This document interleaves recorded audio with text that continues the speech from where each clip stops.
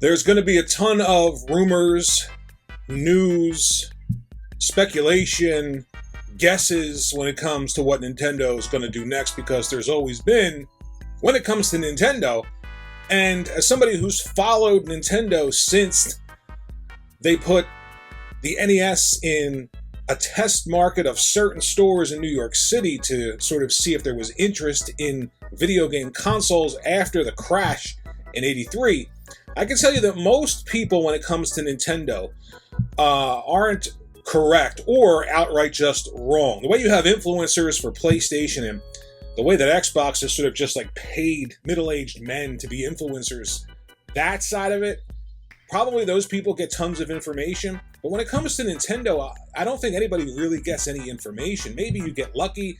Maybe you say it's coming out on this date and it happens twice, so you become the insider. Here's what I can tell you is going to happen.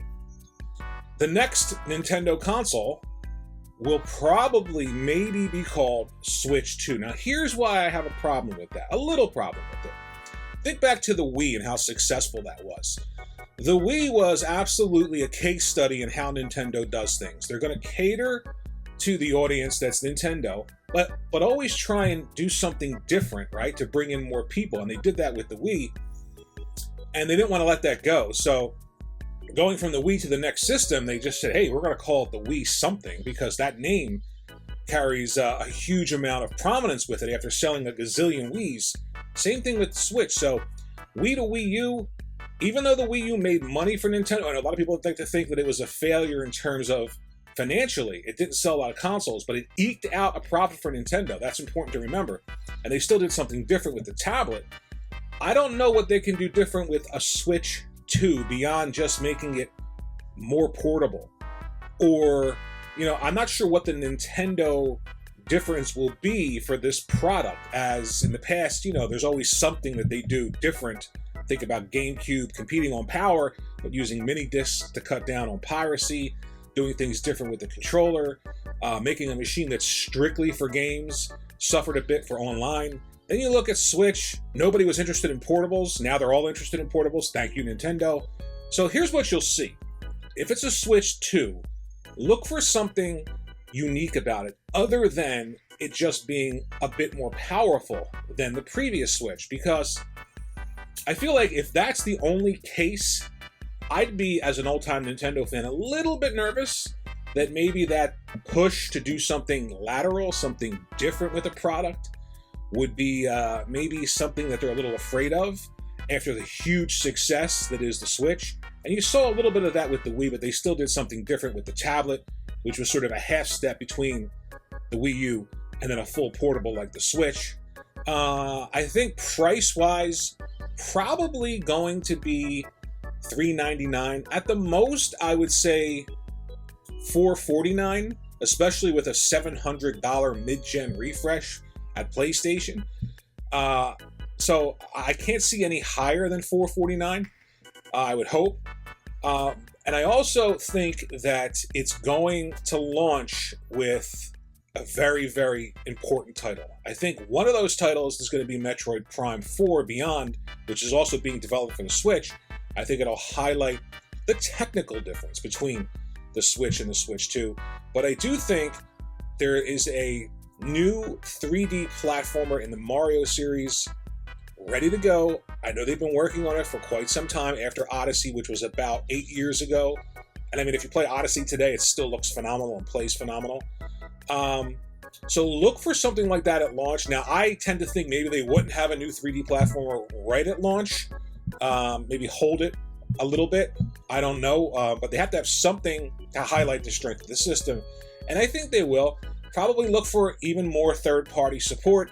If you get a Switch 2, and I'm not saying it's called that, but if you get a Switch 2 and it's on par with, say, a PS4, Xbox Series S, maybe a little bit below that, tons of third-party games can skew to that platform. And I just think that it's an exciting time. I'm really excited. I love when a new system is coming out, especially from Nintendo, because I look for that difference. I look for the different thing that it does. Something else to look for, when they highlight the system, when they first talk about it for the first time, they probably won't talk about technical specifications too much, and that's a good thing. That's a good sign, because it's not about that when it comes to purchasing Nintendo hardware. It's about what it's doing differently to give you, the gamer, an experience, not a resolution or a frame rate experience, a gameplay experience, fun. That's something that I'll look for in the reveal.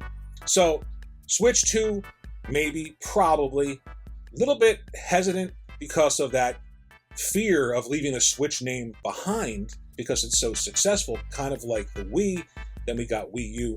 Either way, going from one successful generation to a not so successful generation to a successful generation to a not so successful generation, believe it or not, folks, that's how Nintendo does things. The highs pay for the lows, and you have to take chances, and you have to create new things beyond technology, beyond power, and all those other buzzwords. So Switch 2 maybe, $399, $449 maybe, the high end. Look for 2 SKUs. Maybe one will be an all-digital version for on the go, like the Switch Lite. One will be the home unit, so maybe price differential there. Look for backwards compatibility. Something else to look for, you're going to get these people that say, well, what do you mean? Switch 2 games don't run on the Switch? Of course not. It's a new system. It's like saying, so Nintendo 64 games, they don't work on the Super Nintendo, but Super Nintendo games may work on the Nintendo 64? That doesn't make sense to me. Wait, Xbox 360 games? They don't work on the original Xbox? But Xbox original games work on the...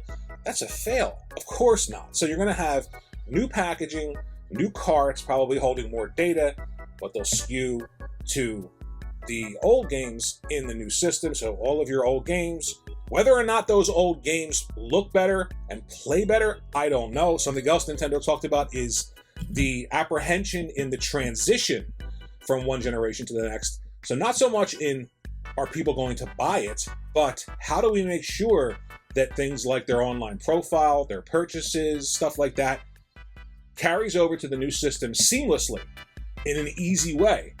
That's something that I know behind the scenes they're very, very focused on.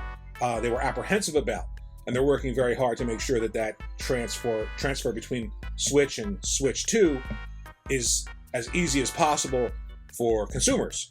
So those are the things that I'm interested in when it comes to the Switch 2. Here's what you'll hear. You'll hear the whole, Switch 2 is going to get killed because of Steam Deck 2 or ROG Ally 2 or Microsoft's handheld.